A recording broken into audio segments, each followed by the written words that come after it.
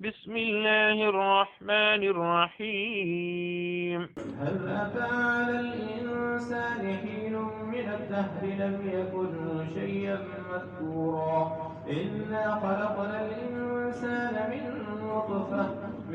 نطفة أمشاج نبتليه فجعلناه سميعا بصيرا إنا هديناه السبيل إما شاكرا وإما كفورا إنا أعتدنا للكافرين سلاسل وأغلالا وسعيرا إن الأبرار يشربون من كأس كان مزاجها كافورا أينا يشرب بها عباد الله يفجرونها تفجيرا ليوفون بالنذر ويخافون يوما كان شره مستطيرا ويطعمون الطعام على حبه مسكينا ويتيما واسيرا إنما نطعمكم لوجه الله لا نريد منكم جزاء ولا شكورا إنا نخاف من ربنا يوما عبوسا قمطريرا فوقاهم الله شر ذلك اليوم ولقاهم نزرة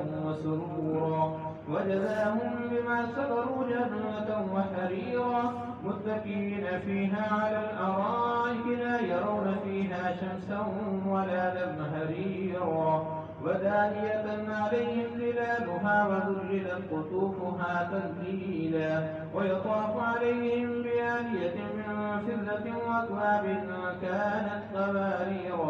قوارير من فضة قدروها تقديرا ويسقون فيها كأسا كان مزاجها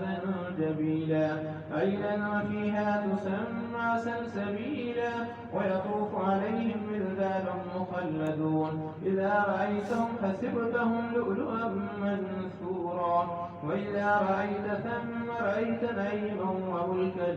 كبيرا عاليهم ثياب سندس خضر واستبرق وحلوا وساور من فضة وسقاهم ربهم شرابا طهورا إن هذا كان لكم جزاء وكان سعيكم مشكورا إنا نحن نزلنا عليك القرآن تنزيلا فاصبر لحكم ربك ولا تطع منهم آثما أو كفورا واذكر اسم ربك بكرة وأصيلا ومن الليل فاسجد له وسبحه ليلا طويلا إن هؤلاء يحبون العاجلة ويذرون وراءهم يوما ثقيلا نحن خلقناهم وشددنا أسرهم وإذا شئنا بدلنا أمثالهم تبديلا إن هذه تذكرة فمن شاء اتخذ إلى ربه سبيلا وما تشاءون إلا أن يشاء الله